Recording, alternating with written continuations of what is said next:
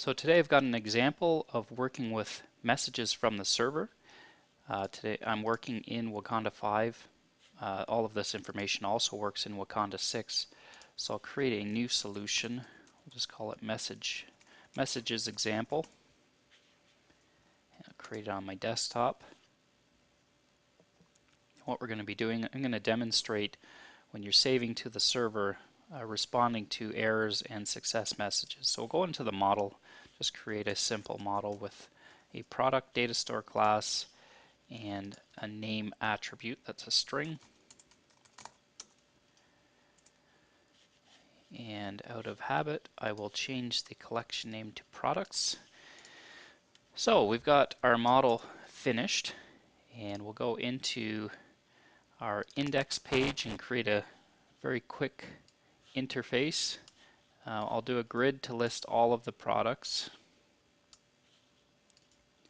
I'll do a text input to do the product input. And we'll do two buttons. First button is to create a new entity.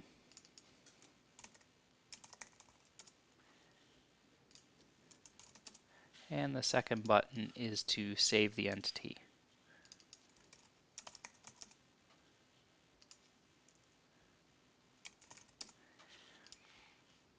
And we'll create a data source out of this product data store class, and we'll bind that to name, so product.name, and we'll also bind it to this grid so that we can see the list of products we've entered.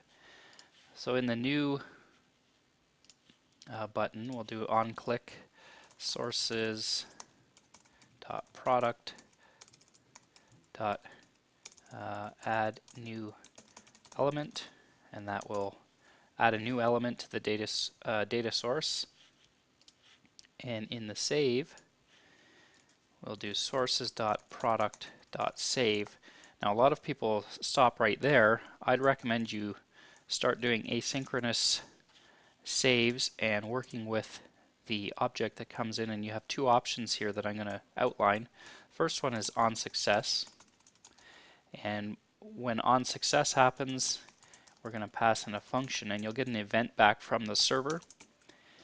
And the other that you will want to pay attention to is on error, and you format that the same way. You can call that this parameter whatever you want. I just use event.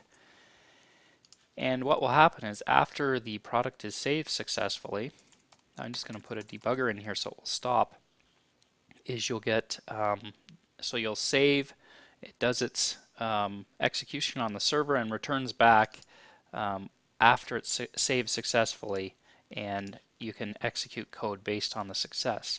And then it's the same idea with the error. If there's an error, it will come into this section here. So go back to the model, we'll select our product data store class, we'll go to events, and we'll start with on validate. And this gives you a chance to validate the information that was passed in during a save, and verify that it's that it matches your business rules. So let's just do nothing. We'll do. I need to start the server here. And so here's our interface. We'll just do it with nothing at this point, and you can see I have the developer tools up. So I'll create a new entity. We'll just call it test1, and we'll save it. And you'll see the debugger comes up in the on success. Now you get the parameter that was passed in is called event, so I'll put it in the watch statement here, and you can vary through and see what's coming back. So essentially you get some information but nothing too pertinent. I'm pointing this out specifically because when you call a server-side method it acts a little bit differently. So essentially this has indicated that it saved successfully. Go ahead and execute your code. So when we do that, you can see we have our entity and everything's good. Now if we go back to our on validate, You can go through business rules here, and one of the things you can do is you can actually reject the save by sending back what's called an error object, and it looks like this. Say for instance we give an error, we'll give it a random number 100. You can serialize these with numbers however you like, and the other thing you pass is error message, and you can put in a string here, and you can choose your string. So you pass in an error object or return an error object to the client.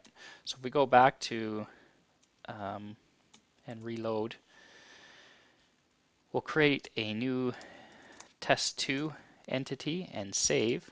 You can see that it's now firing in the on error, and that's because we returned an error object.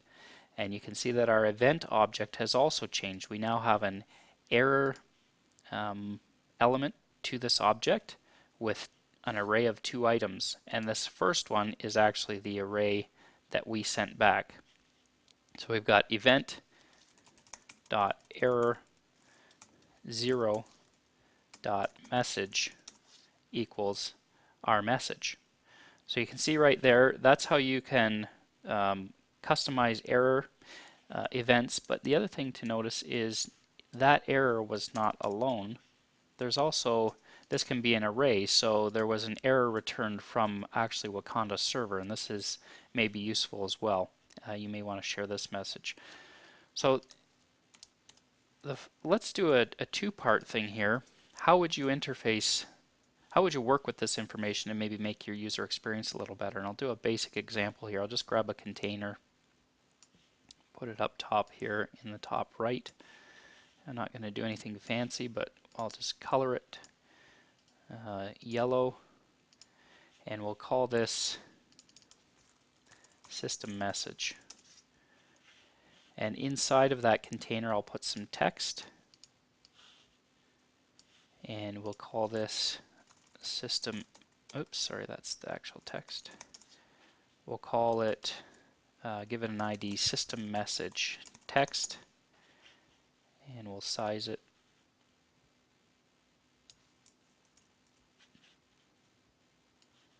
and make the font a little bigger and bold.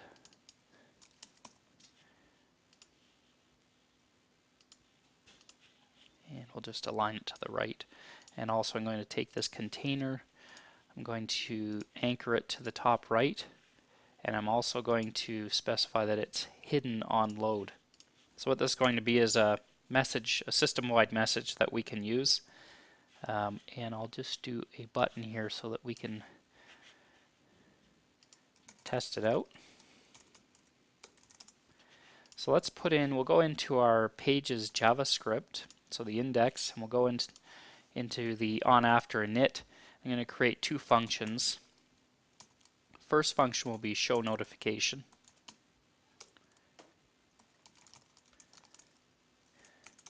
And into this function we'll pass a message that we want to show in the notification. And the second function we'll define will be hide notification.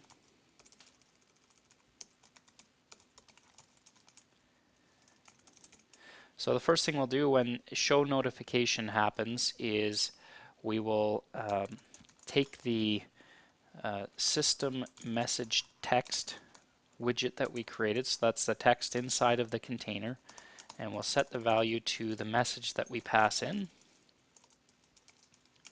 Then we'll take the system message container widget and we'll do a show, so it will appear, and then we'll do a JavaScript timer, so set timeout, and we'll do we'll call, so the first parameter you pass is the function you want to call, so hide notification, and then the delay, so we'll do 2 seconds.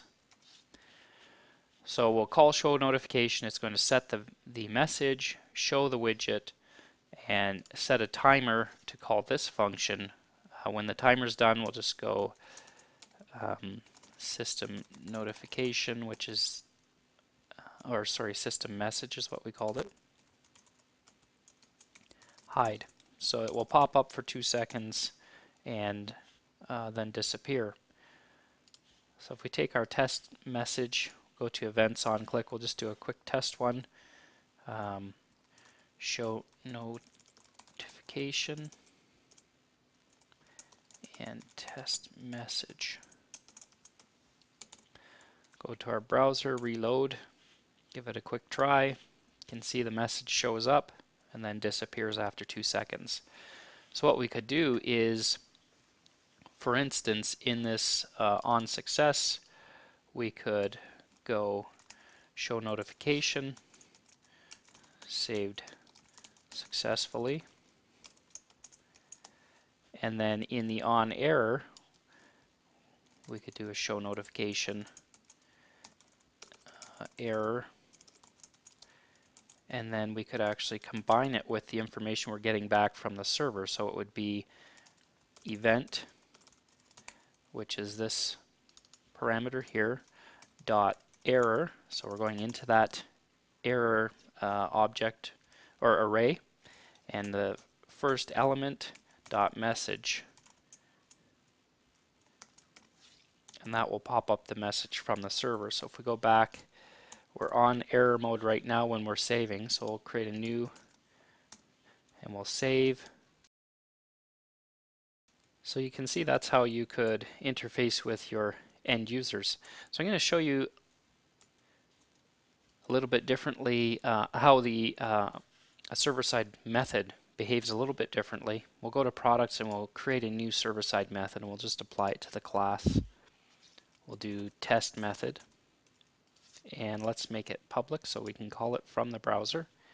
Let's edit. We'll need to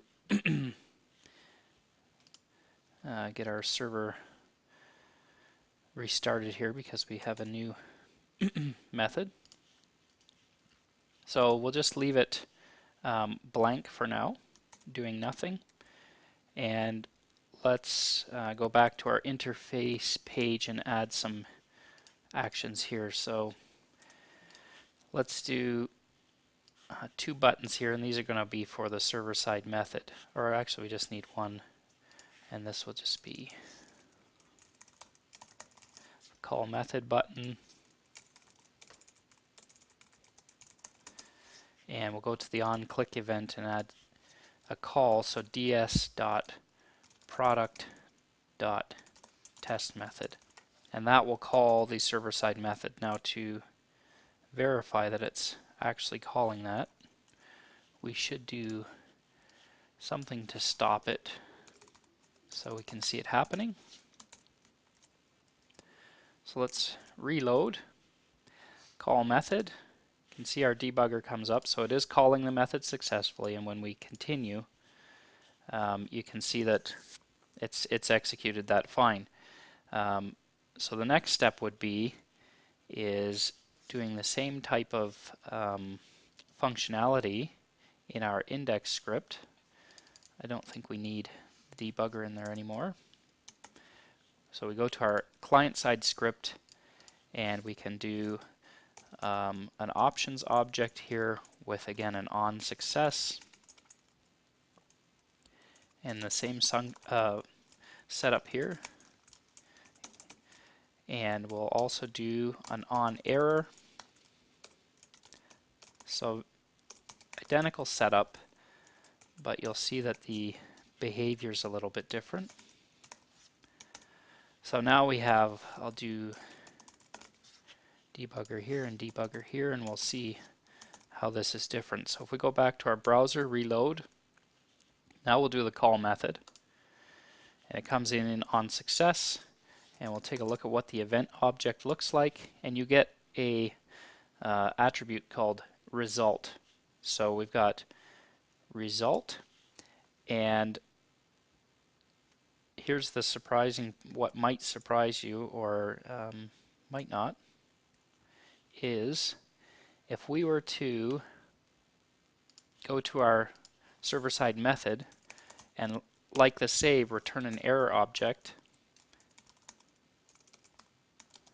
we'll give this one 101 and error message bad call, and we go back to the browser. When you call that method, you would probably expect the on error to fire, but in fact on success fires.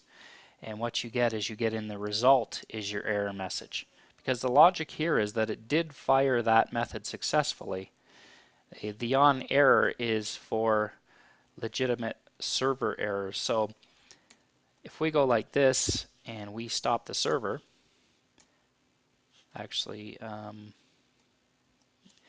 we just run through this script and we call it again, now you're getting the on error, and you can see the error will tell us that